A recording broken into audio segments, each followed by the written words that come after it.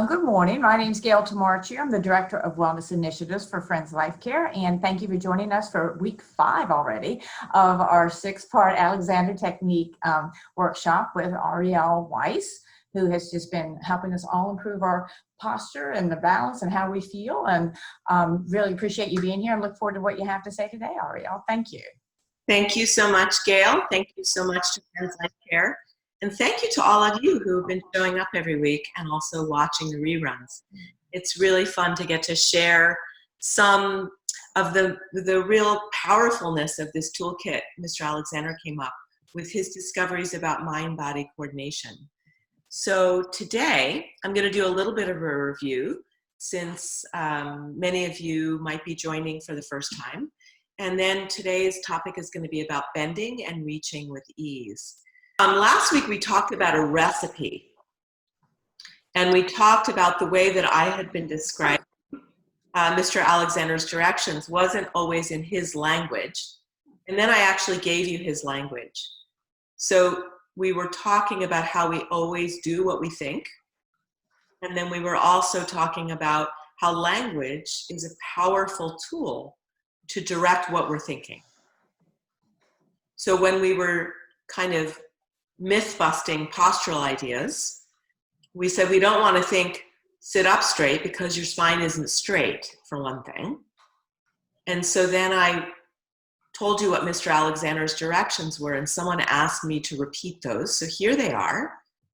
Mr. Alexander's language for coming into full buoyant balance were to allow my neck to be free in order that my head moves forward and up so that my back lengthens and widens and my limbs free away. Now, truth be told, I don't often use those directions because I find they're misinterpreted. Yeah. So what I want you to understand is that I actually am using those directions. And now I've put 2 pictures up so that you can see how I was interpreting Mr. Alexander's directions. So if you'll remember with me and do an experiment with me, everyone, I had you all grasp your fists, right? And then I asked you to watch your fists as you let them go. Right? So we're going to do that again. We're going to repeat the experiment. It's good practice to repeat your experiments. You're going to tighten your fist. And then as you watch and let go, there's movement.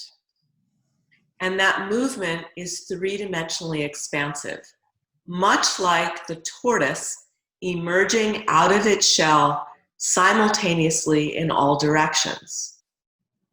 Thumbs up if you're following me, please. You can do it with your reactions or your real thumbs, and I'll see. Thank you for all those thumbs. So if I go back, right, so there's my tortoise coming out of its shell, but how do we come out of our shell?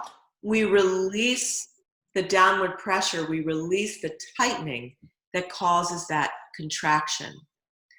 So that's the quality, my friends, of releasing, and that's Mr. Alexander's first step, to release your neck muscles. Because when you release your neck muscles, your head will start to emerge from your torso. The directionality is one of lengthening.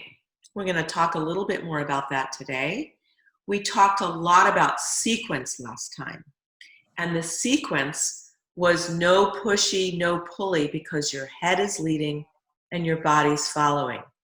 My Ferrari is what I was talking about, that you all have more Ferrari in you, but when you're driving around with your parking brake on, you've caused a lot of friction.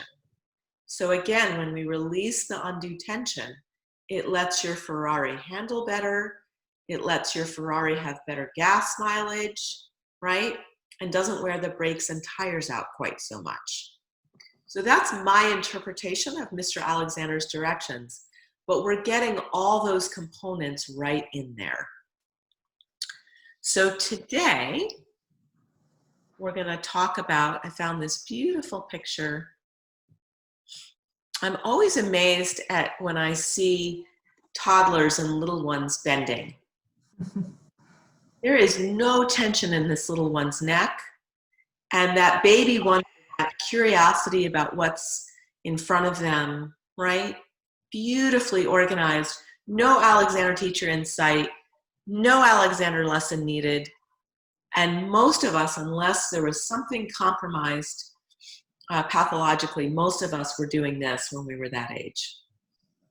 And then if you've ever been in a room watching a parent pick up after a little one, you'll see the little one bends down to pick up toys and look at things like this. And then parents start doing this atrocity on the right. So what's that? So this person is overreaching. Their hand is a lot further away from their center. And they're not using their leg joints to lower at all. And in fact, there's a lot of bending in what I'm going to call your mythical waist. Your mythical waist. So what do I mean by that? I actually stole that term, by the way, from my very first Alexander teacher, Barbara Conable, in her book, How to Learn the Alexander Technique, points out that a waist is where actually my pants fit on my waist today, but there's actually nothing anatomically that happens at your waist.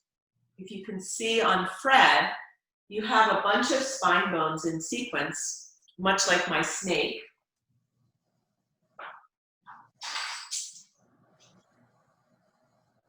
So my snake has articulated spine bones, and in between each two spine bones is a little bit of movement, but nowhere along my snake is there a hinge joint, right? There's not any one place that gives us more movement. It's a little bit of movement in between each two joints, in between each two bones, rather.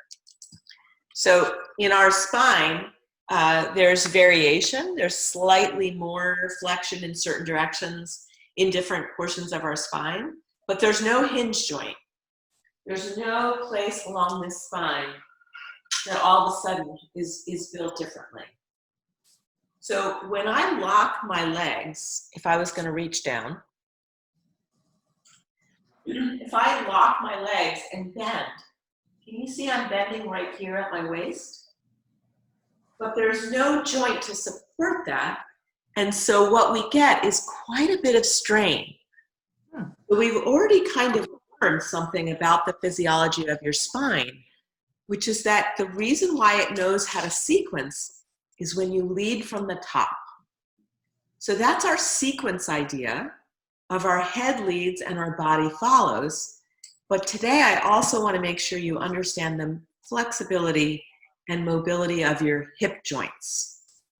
When we're talking about bending and reaching, we want to release movement at the top of our spine and simultaneously at our hip joints. So what I'd like to show you is my silly way of talking about that. Marge Barstow had a keen sense of humor, and she liked to tease us a lot. So in the spirit of Marge, I have come to talk about headlights and taillights, honoring our inner Ferrari. Our headlights are going to be at the crown of our head, and our taillights are not going to be on your tailbone. They're going to be on your sit bones. And what I want you to see in this picture is that this gentleman doing a squat into a chair, his headlights would be opposite of his taillights. Can you see that? Mm-hmm. Give a thumbs up if you can see that, both on the Ferrari and on my guy doing a squat. Headlights opposite of taillights. So thank you for those thumbs. I appreciate that. So here we go. If we're going to come forward in our chair, so I'm going to put my speaker a little bit far away from me. And I want you to find the crease. You're going to use your pinky, the pinky side of your hand. You're going to put right in the crease here. You need a little bit more room, Fred. Okay. So you're going to use the pinky side blade of your hand right here. And if you rock forward, you're going to feel that crease deepen. Yeah? You can even take your hands underneath your seat and feel the rounded rockers of your sit bones. All right? So as I rock forward, the rockers of my pelvis are actually starting to point back, right? So if there were lights on my sit bones, when I'm here, they would be pointing straight down. And then as I come forward at my hips, my taillights are now to the back. And then you'll notice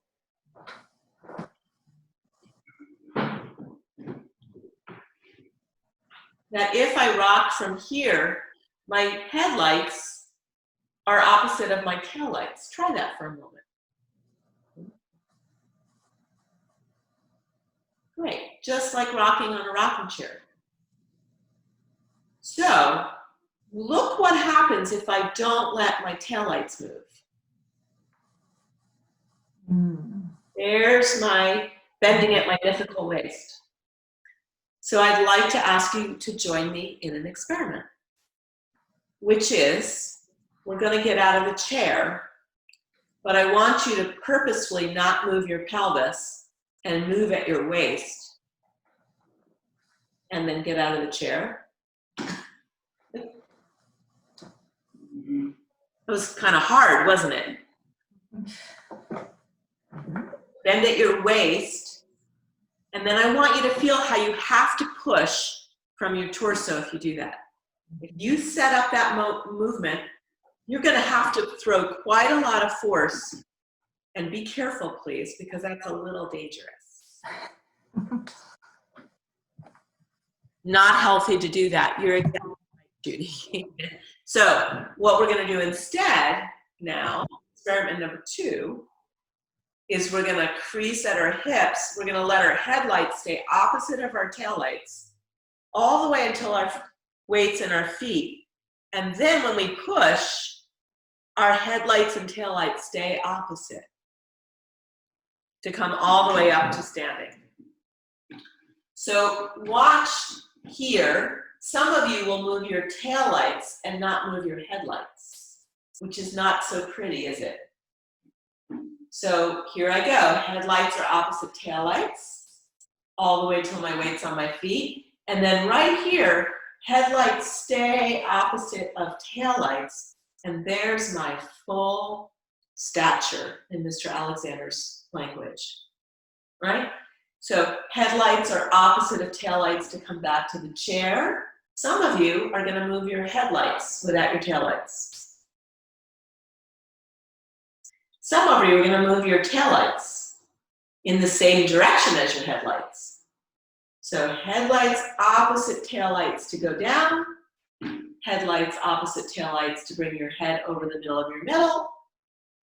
Headlights over opposite taillights to put your weight all the way in your feet. And then as you push with your feet, headlights opposite of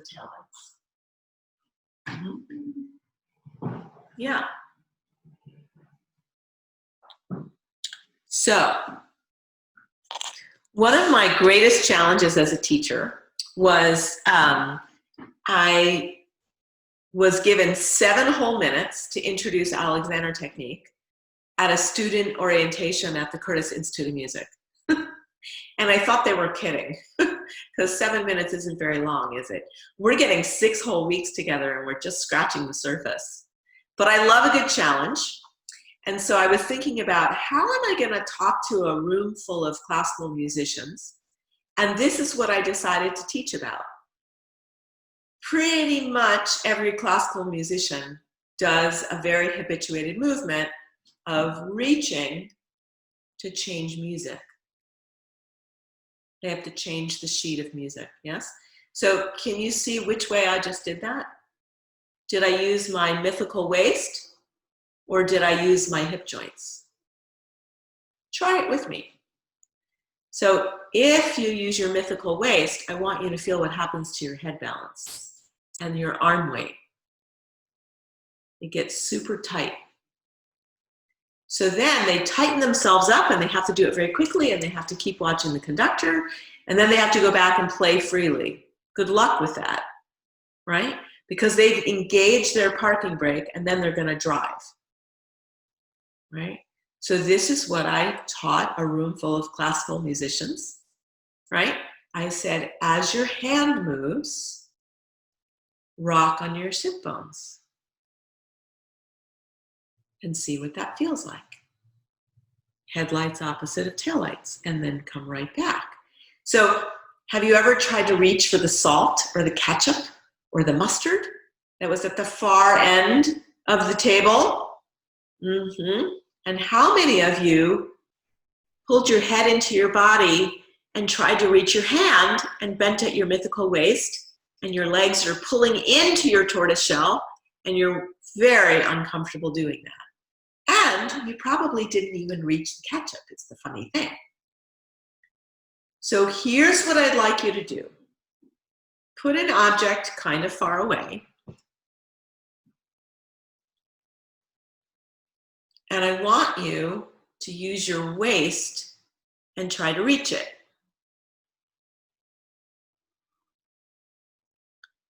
Now, right from here, from this overreached, not comfortable place, release your head away from your tail. Let your tail lights go behind you. And look how much freer and how much further you actually reach. Almost like magic, but it's not magic. It's just your coordination. Yeah, let's repeat the experiment. So a lot of times what I see people do, right, it's actually fun to demonstrate reaching up, because reaching up is one of those, it's a defining moment when you have to start hiring someone to come change your light bulbs. And by all means you should. I'm not saying you shouldn't hire someone to do that. But I'm also saying that in a pinch, if you had to reach something on a top shelf, like your shoes or your blanket, it'd be nice if you could reach without calling someone. Although you absolutely should not climb and do anything dangerous. I'm not advocating that, yes? But look at the difference. Look at the difference. If I start looking up, right, and I push with the middle of my body and my head goes into my body, right? That went into my tortoise shell to reach up. So now I'm going to let my tail go away from my head. And then all of a sudden, can you see how much further my arm goes? It goes like a mile further. Try that. Try that. So again, what about if you're shampooing your hair? Or what if you're reaching for something, right? So watch which head, there's my head going into my body, and then I'm struggling. Or I can release my head and my tail and my legs, and then lo and behold, my arm gets a lot more comfortable and a lot more distance. So if I'm reaching forward or down, you want to make sure you're using your hip joints. So here's another favorite thing I find my senior citizens ask me about all the time, is reaching their shoes and socks. That starts to be more difficult sometimes. So let's analyze, given what we've just learned about headlights and taillights, and see if that'll help. So if I said, what do you do when you reach for your shoe? Notice what happens. Does your head go into your body? Do you use your waist? Does that feel familiar to do that?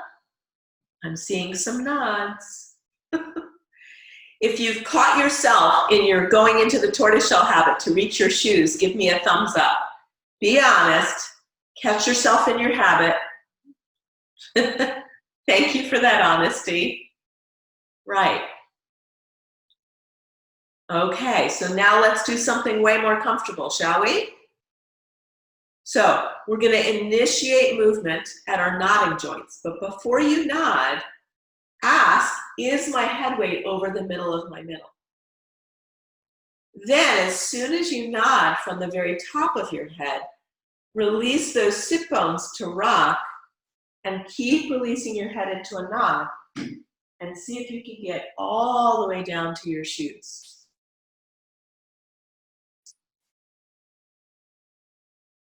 I can see from here how different that is.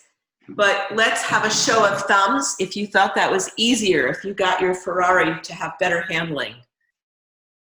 Nice. Look at this sea of thumbs. Well done, everyone. Well done. You know, it doesn't get old to improve coordination. To me, is thrilling. To come back into balance and to reach more of our potential. It kind of makes me giddy, right? I hope I'd like to talk to you about what Mr. Alexander taught his pupils. This is actually Mr. Alexander on the left, guys. And he's well into his 80s, teaching here in Wallingford, where I live, at the little school. And if you'll notice, he doesn't look anything like this guy. He's not bent at his waist.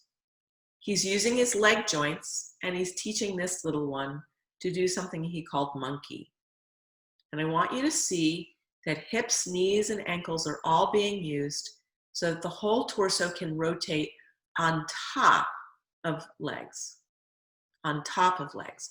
So we just practiced that seated, because I think it's easier to feel when we're seated. It's easier to feel that rotation of your torso. But now let's go ahead and stand up and let's experiment with monkey and lunge.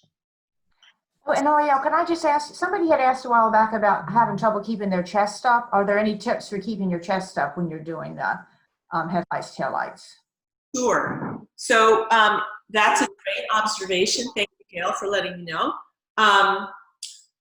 So I don't want you to keep your chest up. I know you think that's the problem, but I'll tell you why.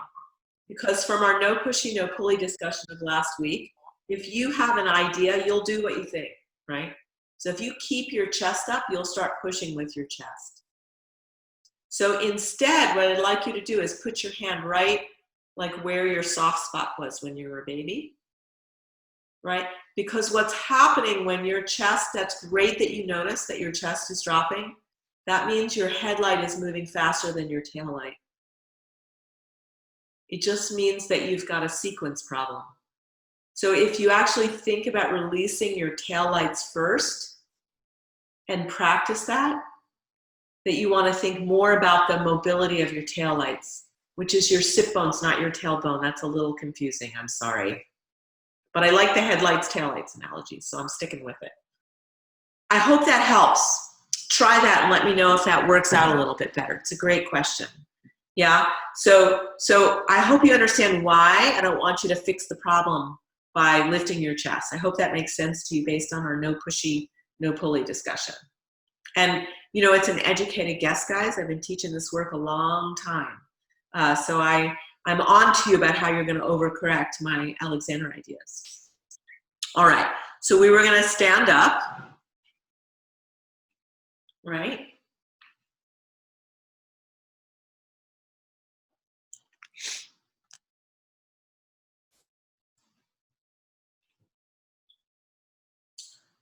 So if I wanted to bend down and touch my knees, if I lock my knees, right, I'm going to get that bend at my waist. And I want you to see what happens to my head. My head actually bends back when I do that. My head rotates back. So instead, I'm going to nod from the top of my spine, but the very moment I nod, my taillights are going to go back. So when you brush your teeth in the morning, or when you chop some carrots or stir your oatmeal, we talked about the lean the other day. So the lean is my taillights going forward, right? And my headlights going forward, right? So the opposite of the lean, right? There's my headlights opposite my taillights for full stature. And then if I'm going to brush my teeth, I'm not going to do it like this. My toothpaste is going to spill on me. So the minute I nod, I release my sit bones back and let my knees bend a little bit. So now I just did that a little tiny bit, but now my toothpaste isn't going to get on me. And this is a perfectly wonderful place to stir oatmeal or chop carrots, right? This will hurt your back. But you know, my most important company rule, please don't believe me, you all have to go do that experiment and come back next week and let me know how you did. So monkey in Mr. Alexander's language was the action of rotating my whole torso. I'm calling that headlights opposite of taillights as my legs bend. So that's the movement to get down to my stool, right? But I could do a little tiny monkey. I could just go this much to brush my teeth. Or I could go all the way to that squat of that toddler. Yes? Thumbs up if you're having any success with that. Ariel, someone was asking if you could point out the difference between the tailbone and the sits bone on the skeleton. Terrific. Thank you so much for asking. I would be happy to. And we're going to actually find this on ourselves as well. I took quite a bit of anatomy in college and also graduate school. And we did it all by actually feeling what was going on. Because if you look at an anatomy book, you don't necessarily embody it. And what's going to help here is if you actually kind of figure this out. So hopefully it's private where you are right now. You can poke around a little bit and it's okay. I'll never forget my favorite moment at graduate school was we were a bunch of middle-aged women and we were all exploring our pelvis and the maintenance guys walked through. We were like, oh wow, we're talking about pelvises today. The top of your pelvis is up here. The top of your pelvis. So if you put your hands up here on your hip bones, that's the top of your pelvis, everyone. Okay? The bottom of your pelvis are these rounded rockers here, right? So if you go up the back of your leg, you're going to get to a sit bone right under here, under your tush. And the easiest way is to sit with your hands underneath your tush. I guarantee you'll feel the rounded rockers of your sit bones because they're, no matter how much padding you have, if you sit on a hard chair, you will feel those rounded rockers if you put your fingers under there. That's the bottom of your pelvis. Okay, that's what I'm calling your tail lights. That's completely made up. You don't have any lights down there. That is my imaginary teaching tool. Right? So if I slump, my tail lights, my made up tail lights, are pointing, the lights would be pointing in front of me. And then I want you to see my head. If I had a light at the top of my headlight also went forward. So I'd get headlights and taillights towards each other. Now, if I let my head balance come up over the middle of my middle, now my headlight is opposite of my taillights. Your tailbone, yes, your tailbone, which is, if you've ever injured your tailbone, it's very painful, is our vestigial tail at the end of our spine. Let's see if I can get that.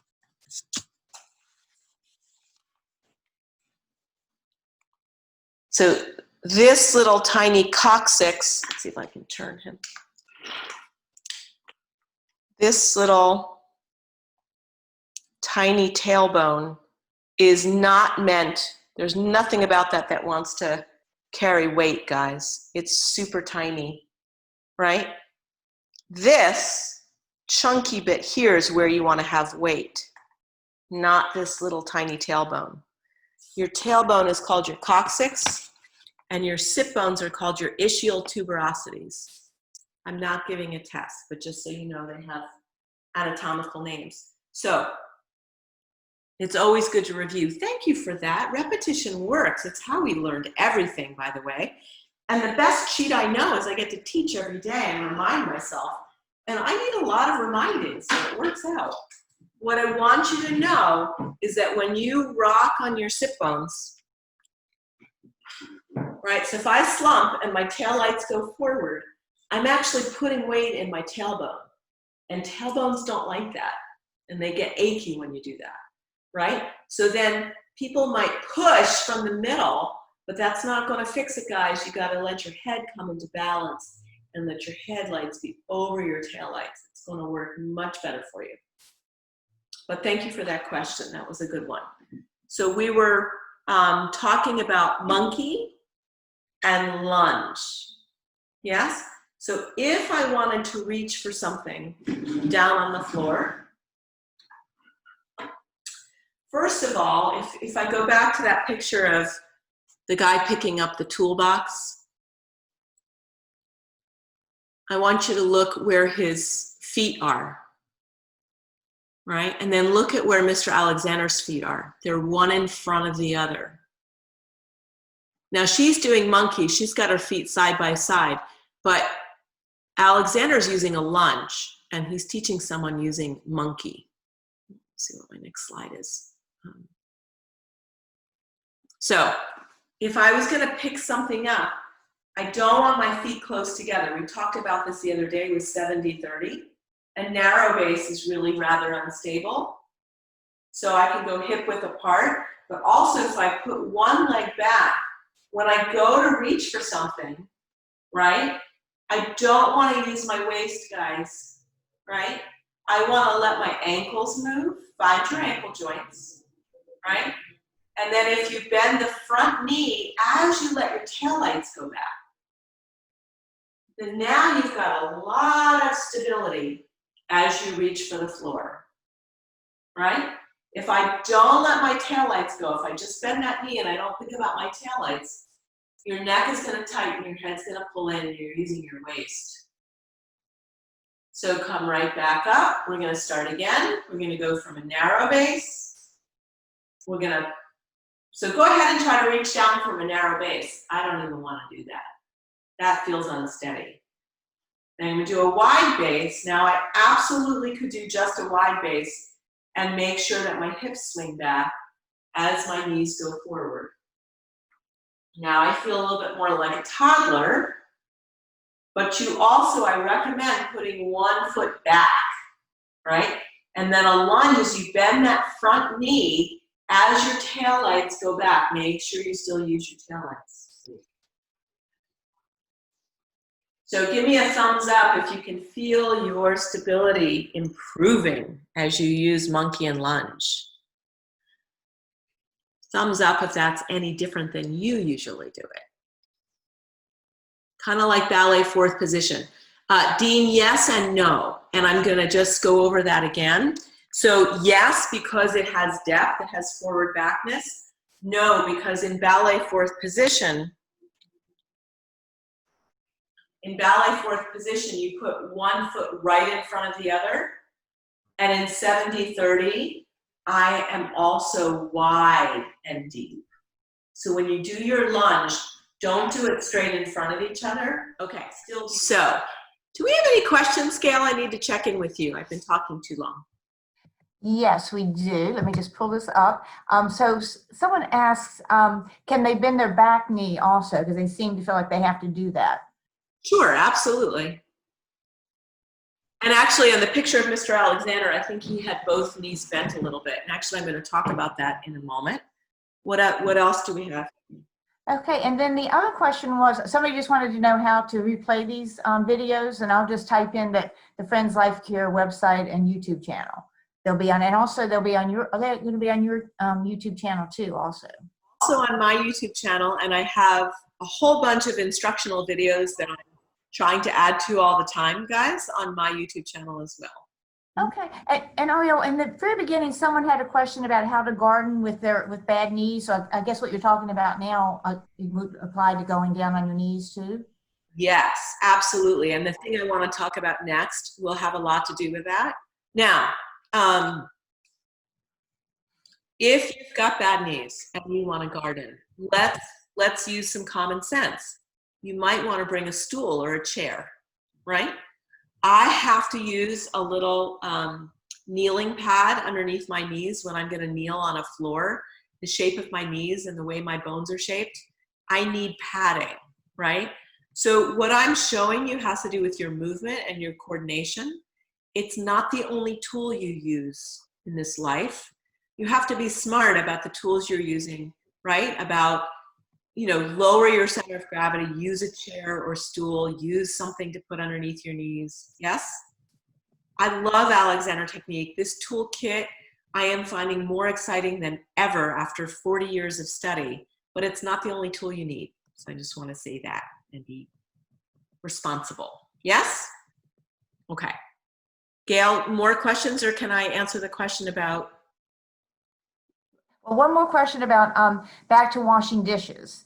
She said she can't put a foot forward because the counter's in the way. She just has to lean forward and it hurts her back. You actually can put a foot back. You might only do it a little bit.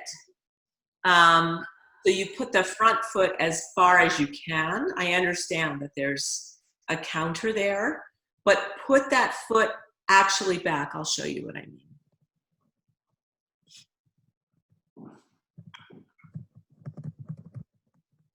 I'm going to make my chair be the kitchen counter. It won't be exactly right. So if the kitchen counter is there, I can't go any far forward. But what I want you to see is if